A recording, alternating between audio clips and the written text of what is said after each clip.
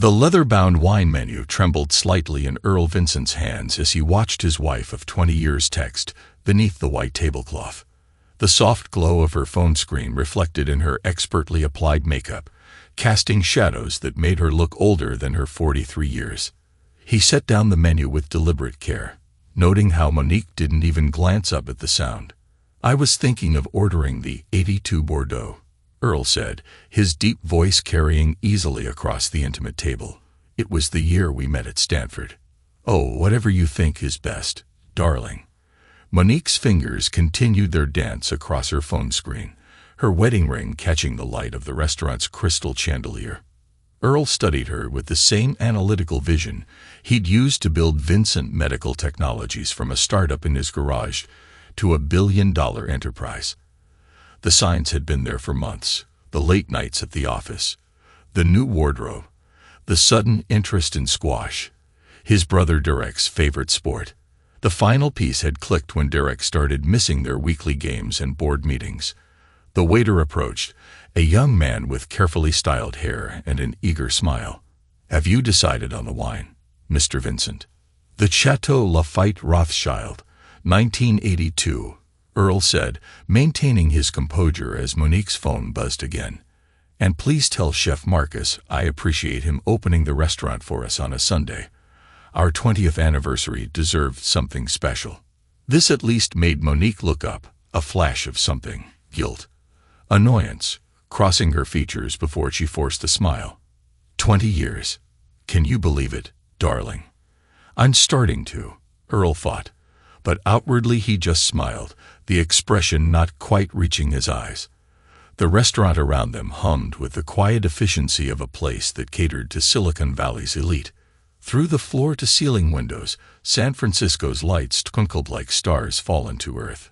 "Derek sends his regrets," Monique said suddenly, her French accent slightly more pronounced than usual.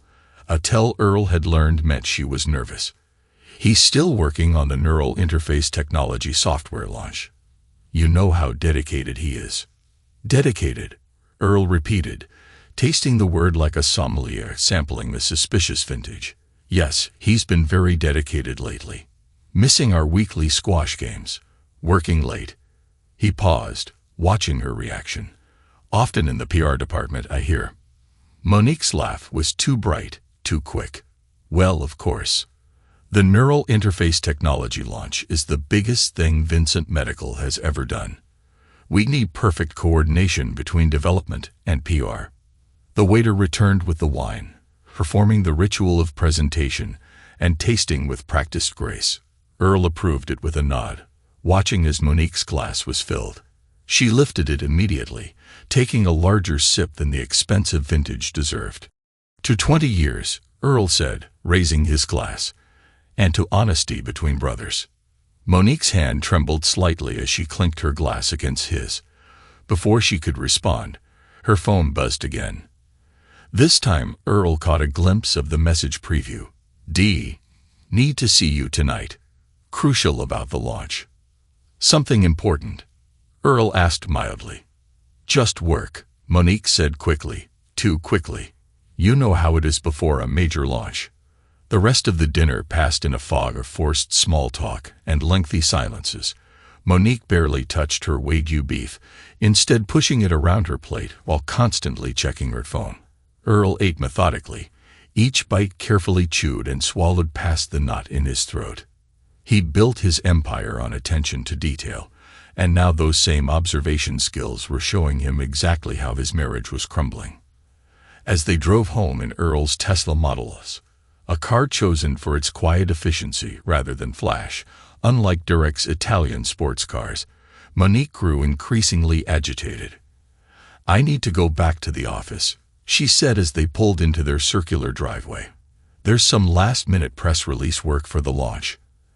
At 11:00 p.m., Earl's voice remained steady, but his hands tightened on the steering wheel. "The European markets open soon. We need to have everything perfect." Monique was already unbuckling her seatbelt. "Don't wait up, darling."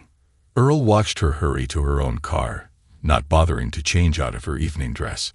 As her taillights disappeared down their private drive, He pulled out his phone and opened a secure app few knew existed on his device.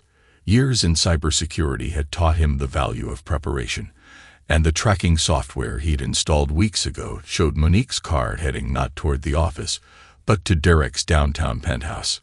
Inside his home office, Earl sat in the darkness, the only light coming from his multiple monitors. On one screen, he pulled up the company's internal communications logs. Another showed security camera feeds. The third displayed his brother's recent financial transactions. The house felt empty without Jay, who was away at boarding school. Earl had initially resisted sending him, but now he was grateful his son wasn't here to witness what was coming. At 16, Jay was already showing signs of inheriting his father's analytical mind, though lately he'd been distant, talking more about Uncle Derek's cool projects than his father's work. At midnight, Earl's phone pinged with an alert. Monique was making a call from Derek's apartment. Through the building's security system, installed by a subsidiary of Vincent Medical, Earl could hear her words clearly. "Once the software launches, everything changes," she whispered, her voice eager. Earl suspects nothing. He's too focused on his precious code to see what's happening right in front of him. A man's voice responded, too distant to hear clearly, but Earl recognized his brother's laugh. Earl leaned back in his chair, his face illuminated by the blue glow of the monitors. He opened his private server, the one even Derek didn't know about, and began documenting everything. Years of practice kept his hand steady as he typed, even as his world shifted on its axis. The next morning, Vincent Medical's offices buzzed with pre-launch energy. Earl walked through the glass-walled corridors, nodding to employees who scrambled to look busy as he passed. His custom-made suit and carefully composed expression gave no hint of his sleepless night. "Good morning, Mr. Vincent." His assistant, Sarah Chun, fell into step beside him. She'd been with him for 15 years, one of the few people he trusted completely. "Your brother called to reschedule today's board meeting again. Did he give a reason?" Sarah hesitated. "Miss Vincent, Monique, said he's meeting with potential investors." "I see." Earl stopped at his office door. "Sarah, I need you to pull some files for me. Discreetly. Everything related to the neural interface technology project, security protocols, calls, and get me Howard from legal." "Of course." Sarah paused. "Sir, is everything all right?" Earl's smile was genuine this time. "Just being thorough, Sarah. We've worked too hard to leave anything to chance." Throughout the day, Earl maintained his routine with mechanical precision. He reviewed code, met with department heads, and approved marketing materials. If he noticed how Monique's office remained empty until noon, or how Derek's signature was missing from crucial documents, he gave no sign. The next 2 days passed in a similar fashion. Earl gathered data, watched, and waited. He saw how Derek swaggered through the offices, accepting congratulations for the upcoming launch as if he'd written the code himself. He noticed how Monique touched Derek's arm when they thought no one was looking, how they disappeared into conference rooms for emergency meetings. He also saw what they didn't: the worried looks from longtime employees, the whispered conversations that stopped when either approached, the way Sarah's lips tightened every time Derek's name was mentioned. On the third day, exactly 72 hours before the scheduled launch, Earl was reviewing security footage in his home office when he heard Monique's heels clicking down the hallway. Her perfume, different from her usual scent, preceded her into the room. "We need to talk," she announced, not bothering with a greeting. Her voice carried none of its usual warmth. Earl turned slowly in his chair. "Do we?" "Don't be difficult, Earl." Monique strode to his desk, her Louboutin striking the hardwood like a judge's gavel. "You're a smart man. You must have noticed things are different." "Different," Earl repeated, his voice neutral. "Like my brother missing board meetings, or my wife coming home at 3 a.m. smelling like his cologne." A flash of surprise crossed Monique's face before being replaced by something harder, more calculated. She reached into her designer handbag and pulled out a thick envelope. "Here's how it's going to be," she declared, tossing the envelope onto his desk. Legal documents spilled out. Divorce papers, Earl noted with clinical detachment. Derek needs me during his divorce. I'm moving into his penthouse, and we'll spend our nights however we want. He really needs this. Earl reached for his phone, but Monique's laugh stopped him. A sharp, cruel sound he'd never heard from her before. "Don't bother calling the family," she said, triumph evident in her voice. "They've known about us for months. They think we're perfect together. The creative genius and the woman who truly appreciates him." She leaned forward, her expensive perfume cloying in the enclosed space. "Face it, Earl. You were always the boring brother." Earl's face remained impassive as he looked at the woman he'd spent 20 years with. "Is that what he told you? That he has vision? He doesn't just tell me. He shows me." Monique's smile was sharp enough to cut. "Did you know he's been working on partnerships that could triple the company's value?" "Of course not. You're too busy checking and rechecking code like a glorified programmer." "And these partnerships," Earl said carefully, "they wouldn't happen to involve our Chinese competitors, would they?" For the first time, uncertainty flickered across Monique's face. "I don't know what you're talking about." "No." Earl turned one of his monitors toward her. On the screen, a series of emails was displayed, all in Chinese. "My boring attention to detail includes learning Mandarin, Monique. Useful for international business, and for reading correspondence about selling proprietary software." Monique's composure cracked slightly before she rallied. "You're paranoid. This is exactly why Derek needs to take a larger role. You see conspiracies everywhere. It's not paranoia if they're really plotting against you." Earl's voice remained calm, almost gentle. "Tell me, does Derek know you've been documenting his cocaine use for the past year? Or that you've been photographing his meetings with certain individuals? The SEC would be very interested." The color drained from Monique's face. "How did you?" "The same way I know about the offshore account you opened last month. The one you think I can't trace." Earl stood slowly. "You forgot something crucial, Monique. Before I was CEO, before I built this company, I worked in cybersecurity. The boring brother knows how to watch the watchers." "You're bluffing," Monique snapped, but her hand trembled as she clutched her bag. "And even if you're not, it doesn't matter. The family supports us. They understand that Derek and I love each other." Earl's laugh was soft, but held no humor. "The way you loved me when my first company failed. When Derek was living in our pool house, borrowing money he never repaid. Or the way you love him now, when you think he's about to become CEO." Monique took a step back, then seemed to remember herself. She straightened, her chin lifting. "Sign the papers, Earl. Don't make this uglier than it needs to be. Think about Jay." "I always think about Jay." Earl sat back down, his movements deliberate. "That's why I'm going to give you one chance, Monique. One chance to walk away quietly with the generous settlement outlined in our prenuptial agreement. The agreement you called paranoid, remember?" "Or what?" Monique's voice dripped with contempt. "You'll try to ruin us. Good luck. Derek has copies of everything. One wrong move from you, and certain rumors about your stability start circulating. How do you think the board will react to concerns about their CEO's mental state, right before the biggest launch in company history?" Earl simply looked at her, his expression unchanged. "You should go pack, Monique. Derek's waiting." "You're pathetic," she spat, storming out of the room. Earl waited until he heard her car start before picking up his phone. "Sarah," he said, his voice steady, "implementation code F9. And please clear my schedule for the evening. I need to visit my parents."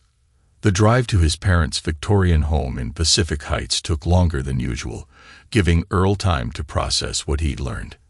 His mother's garden, meticulously maintained for 40 years, seemed to mock the family's disarray with its perfect order. Inside, he found what he expected: his parents in the living room, his sister Kate pacing by the window. They looked up with varying degrees of guilt as he entered. "Earl," his mother started, "we can explain." "Can you?"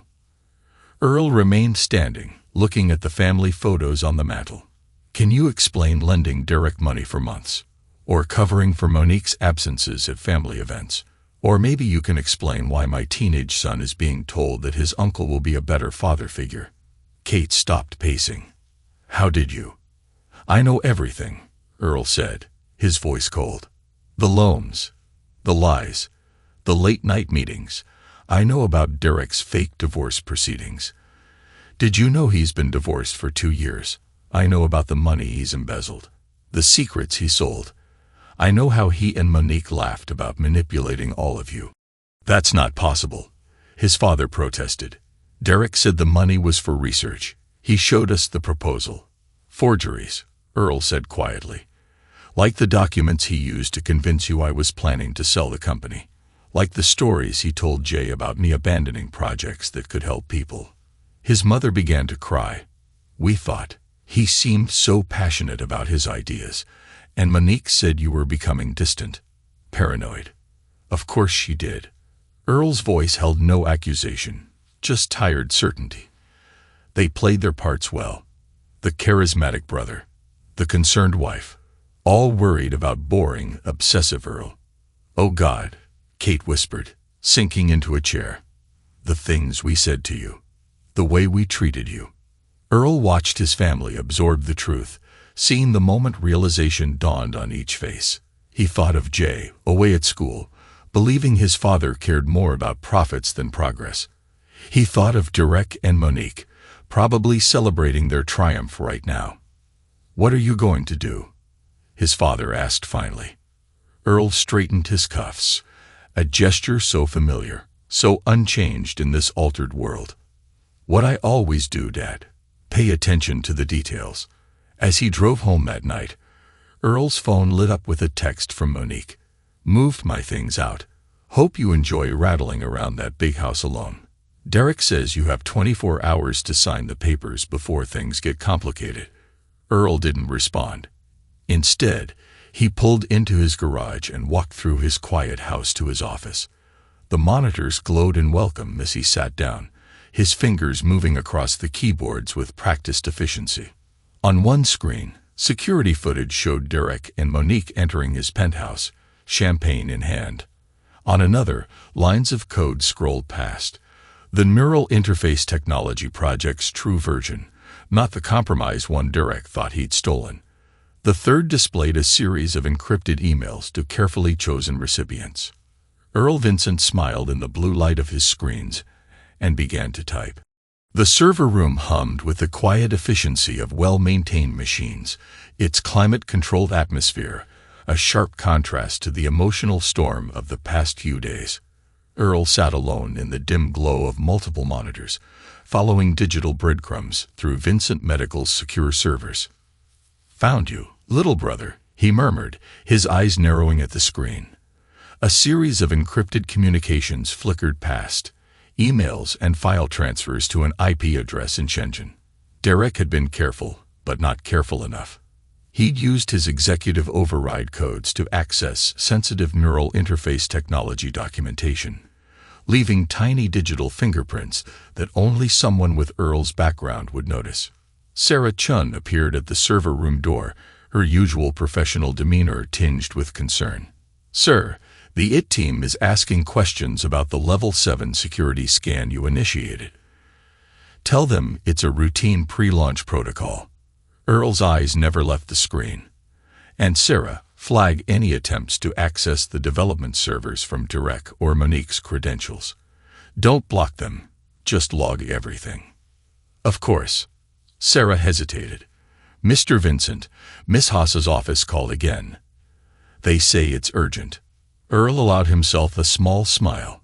Ginger Haas's reputation for handling tech industry divorces was well earned, but she'd have to wait.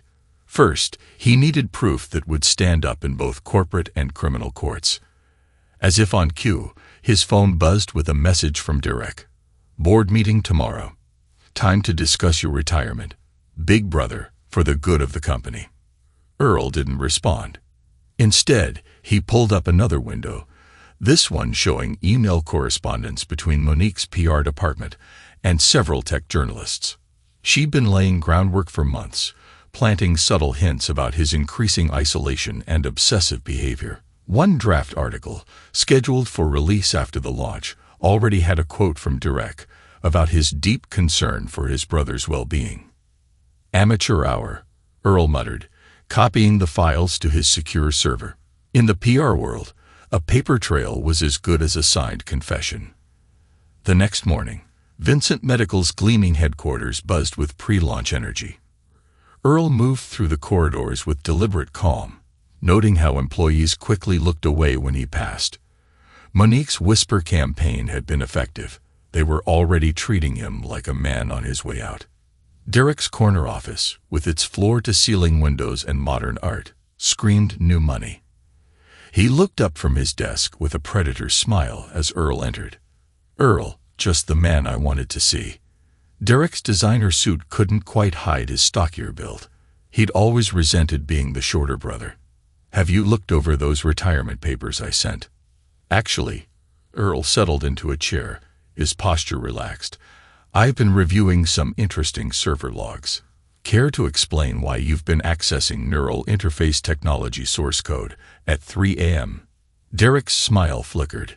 "As CFO, I have every right to review company assets. And the emails to Shenzhen. That's just market research." Derek leaned forward, his facade of friendliness cracking. "Monique's documented your paranoid accusations. One wrong move, and the board sees evidence of your deteriorating mental state. Is that how you want to end your career? In a psychiatric evaluation?" Earl's laugh was genuine. "You always were terrible at chess, Derek. Too focused on the pieces in front of you, never seeing the whole board." "What's that supposed to mean?" "It means I know about the offshore accounts, the fake divorce proceedings, the cocaine habit you think you're hiding." Earl stood slowly. "It means I have recordings of you and Monique planning to sell our technology to competitors. And it means you're still thinking 3 moves ahead while I'm playing an entirely different game." The color drained from Derek's face. "You're bluffing." "Am I?" Earl straightened his tie. "Check your primary offshore account, the one in the Caymans." Derek's fingers flew across his keyboard. Earl watched his brother's expression shift from confidence to confusion to fear. "What did you do?" Derek's voice cracked. "Nothing. Yet." Earl adjusted his cuffs. "The neural interface technology launch is in 3 days. A lot can happen in 3 days." He left Derek staring at his computer screen, sweat beading on his forehead. In the elevator, Earl checked his watch. Right on schedule. The boardroom was already full when Earl arrived for the emergency meeting he'd quietly arranged. 8 pairs of eyes watched him take his seat at the head of the table. These were old money investors, venture capitalists, and tech veterans who had backed Vincent Medical from its early days. They understood the value of stability. "Thank you for coming on such short notice," Earl began, his voice measured. "What I'm about to show you requires absolute discretion." For the next hour, he laid out his evidence. Emails proving Derek's contact with Chinese competitors, financial records showing systematic theft disguised as research costs, and recordings of Monique discussing plans to blame data leaks on Earl's instability. "My God," whispered Jonathan Chun, the longest-serving board member. "How long have you known?" "Long enough to protect the company." Earl brought up a final document on the display screen. "This is the real neural interface technology source code. What Derek thinks he's been stealing is a sophisticated decoy." The board members exchanged glances. These were people who had built their fortunes by recognizing calculated risks. They understood exactly what they were seeing. "What do you need from us?" asked Victoria Reeves, her silver hair catching the light. "A delay of the launch," Earl replied. "Officially for a security audit. Unofficially, to let certain interested parties complete their investigations." Understanding dawned on their faces. Several nodded appreciatively. "All in favor?" Jonathan asked. The vote was unanimous. Earl's next stop was Ginger Haas's office in the financial district. The lawyer's reputation for ruthlessness was reflected in her minimalist workspace, all steel, glass, and sharp edges. "You're a surprise," Ginger said, reviewing his evidence. "Most men in your position let emotion cloud their judgment. But this," she gestured at the files, "this is beautiful. Clinical." "I prefer thorough," Earl replied. "Thorough works." Ginger's smile was razor sharp. "Your prenup is solid, but with this evidence of corporate conspiracy, we can make sure Monique walks away with nothing but regrets. And Derek? Corporate espionage, wire fraud, conspiracy. He's looking at federal time. Unless he runs," Earl said. Ginger nodded. "He'll run. It's what he does." Back at the office, Earl found Sarah waiting with more news. "Sir, Derek's been trying to access the development servers, and Monique's been calling emergency meetings with the PR team." "Right on schedule," Earl said, checking his watch. "How many people have they contacted?" 17 journalists, 3 industry analysts, and a psychiatric consultant." "Good." Earl sat at his desk, the weight of 20 years of marriage and brotherhood settling around him like a familiar coat. "Sarah, implement Protocol Omega. It's time to spring the trap."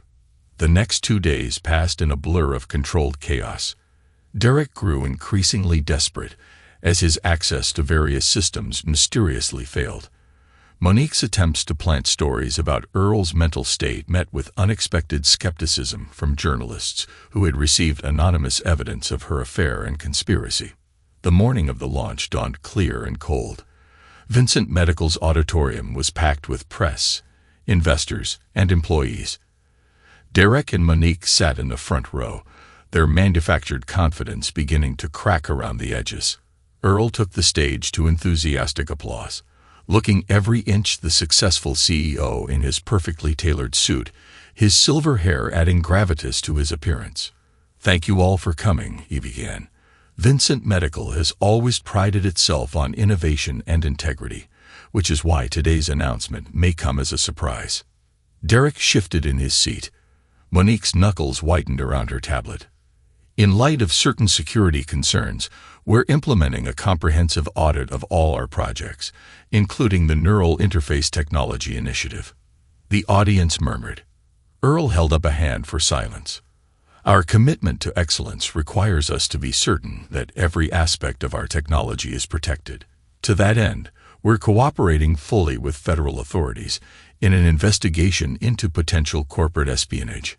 As if on cue, suits appeared at every exit.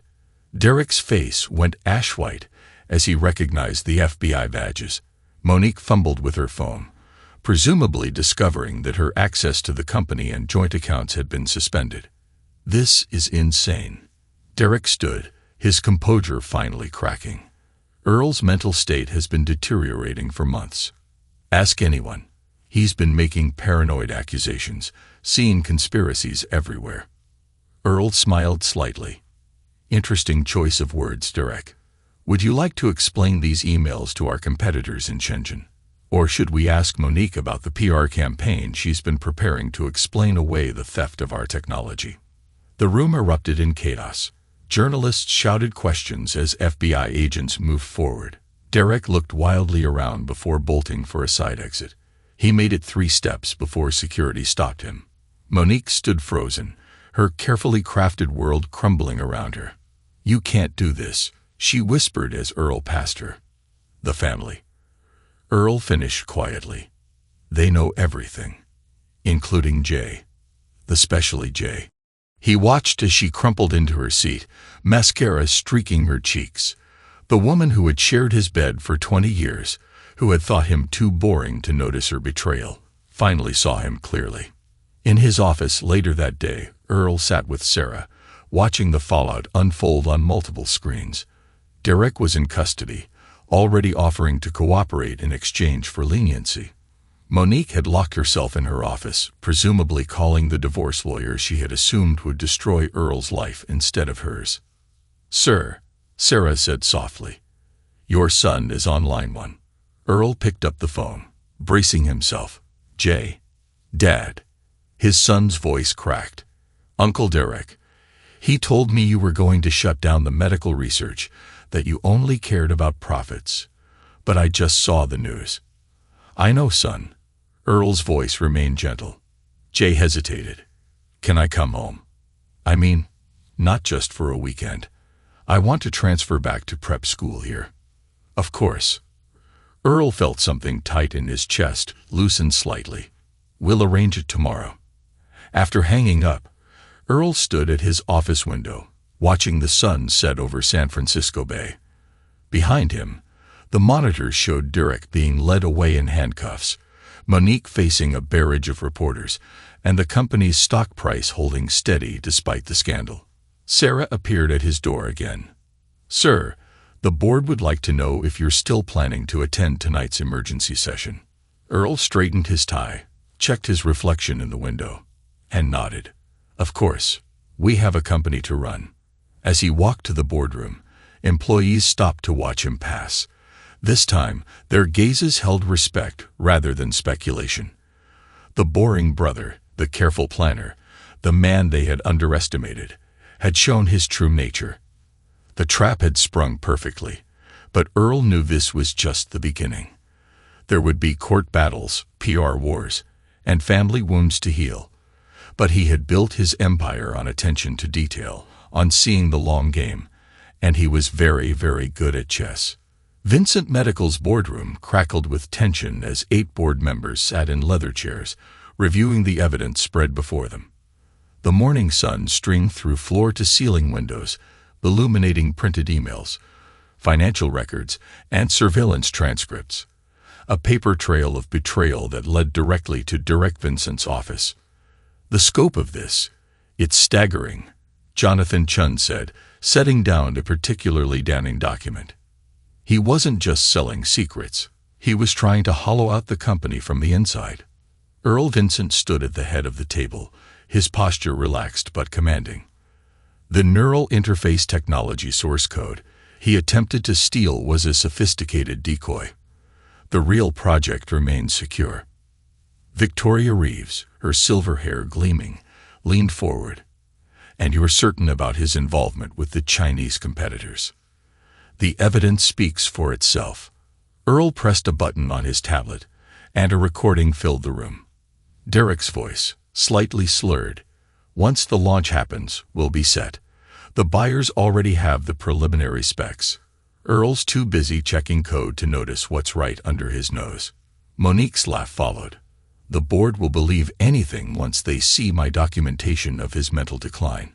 Poor paranoid Earl, seeing conspiracies everywhere. Earl stopped the recording. There's more. Hours of it.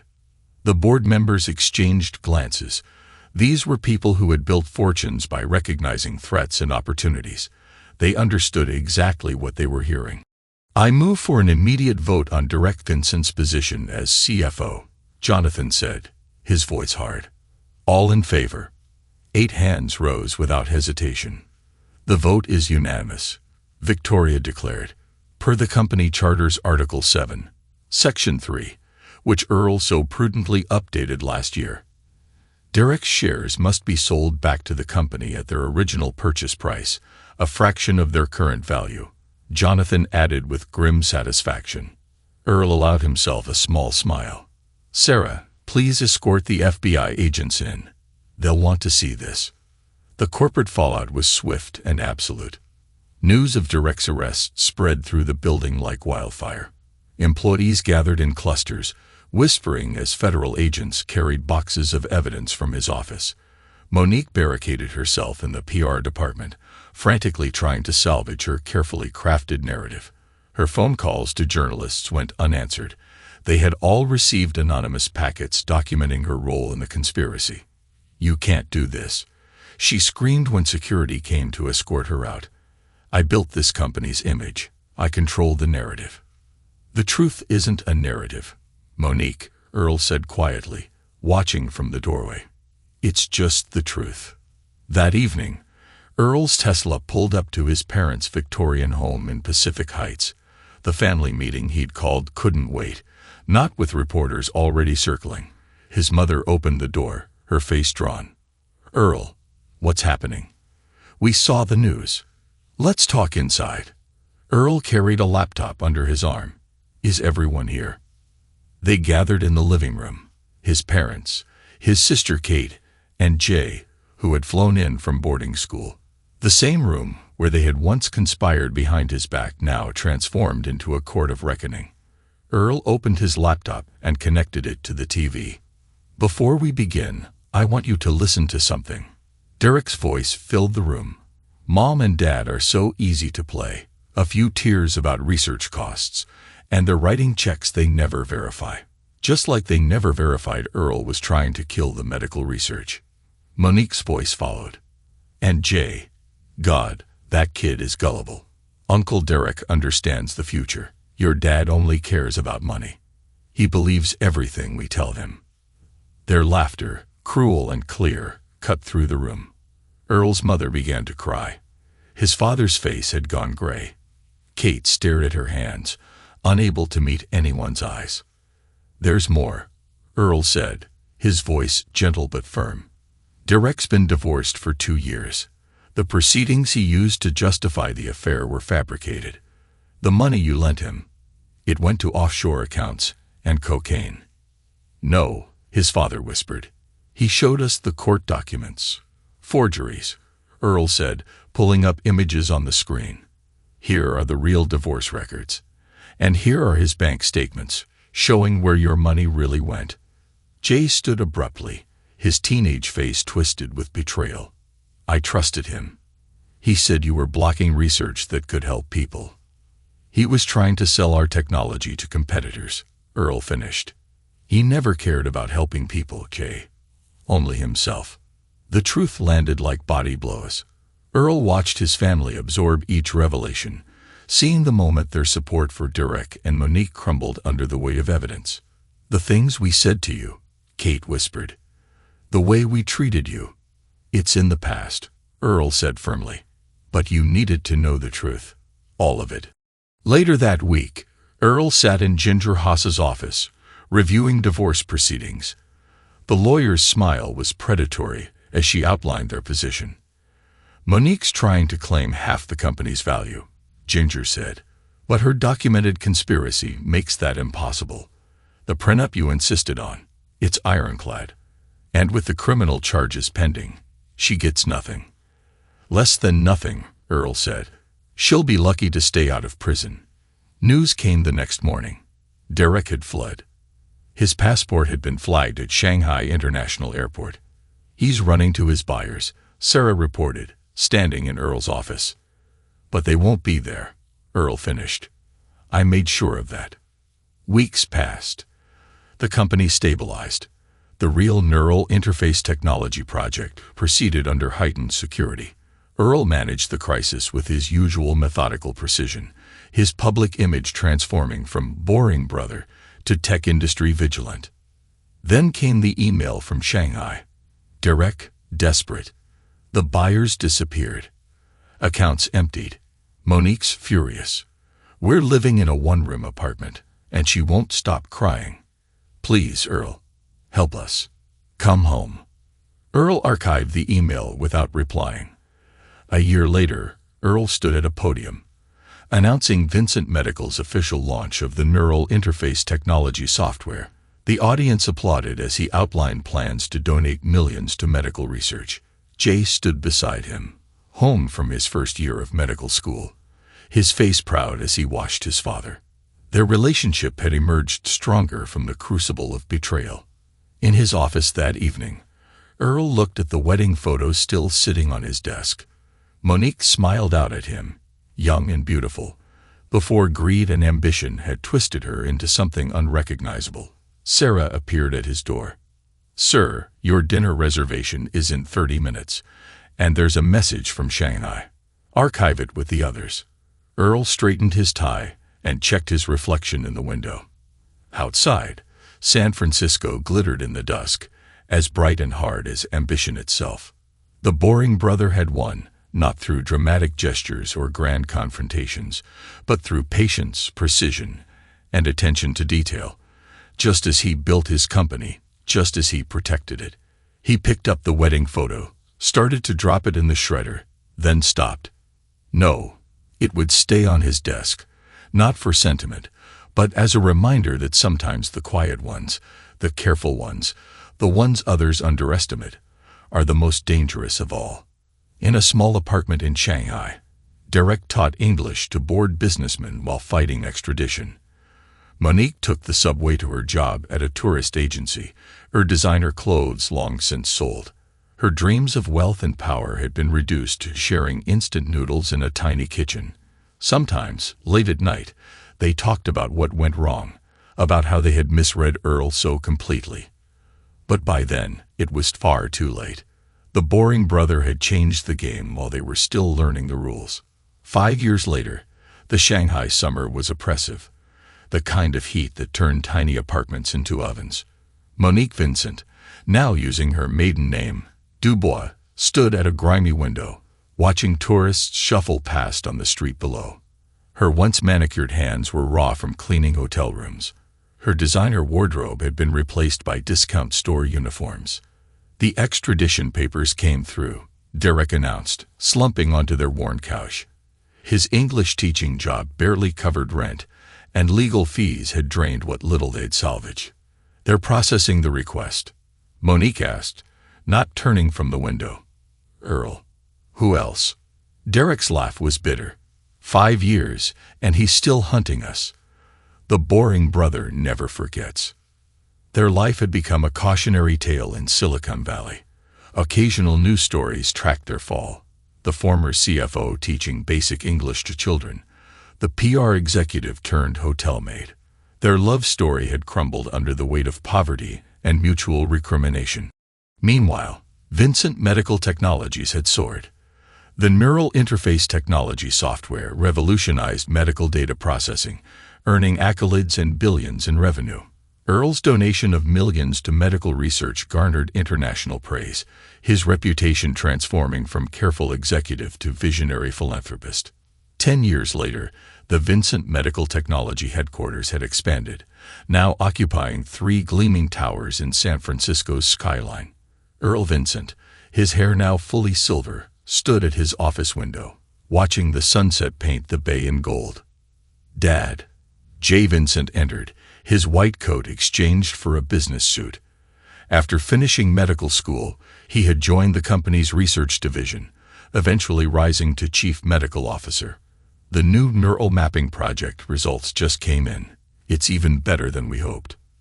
Earl smiled at his son, no longer the manipulated teenager, but a confident man of 28. "Your mother called again," he said quietly. From Paris.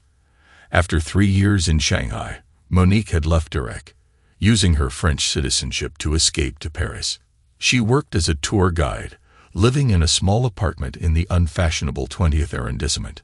Her monthly emails to Jay went unanswered. Derek hadn't fared better. The Chinese competitors he tried to sell to had blacklisted him after Earl's warnings. He moved between Asian cities, teaching English and dodging extradition. His charismatic swagger had been replaced by desperate survival. "I delete her emails," Jay said firmly. "She and Derek showed us who they really were. I learned that from you." 15 years later, Earl Vincent, now in his 70s but still sharp as ever, sat in the company's main auditorium. The occasion was historic. Vincent Medical Technologies was launching its most ambitious project yet, a neural interface that could help paralyzed patients regain movement. In the front row sat familiar faces. Sarah Chun, now CEO, led the company while Earl served as chairman. Her loyalty had been rewarded with a meteoric rise. Victoria Reeves and Jonathan Chun remained on the board, their faith in Earl's leadership vindicated many times over. Kate, Earl's sister, managed the company's charitable foundation, channeling her guilt over past betrayals into tireless work helping others. The presentation began with a video showing patients walking again, families reunited, lives transformed. The neural interface technology had evolved far beyond its origins, becoming something truly revolutionary. A news alert flashed on Earl's phone. Former Vincent Medical CFO Derek Vincent found dead in Bangkok hotel.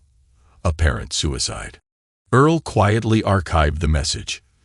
Derek's final years had been a downward spiral: extradition threats, poverty, and burned bridges. In the end, the charismatic brother had died alone, his schemes long since unraveled. 20 years later, the medical technology world gathered in Stockholm to witness Earl Vincent, now 80, receive the Nobel Prize in Medicine. The neural interface technology had evolved into a system that helped millions, from paralyzed patients to those with neurological disorders. Jay sat in the front row with his wife and children, beaming with pride. He had helped develop the final iterations of the technology, proving himself not just as Earl's son, but as a brilliant researcher in his own right. Monique watched the ceremony on a small TV in her Paris apartment, aged and alone. Her attempts at reconciliation had met with silence.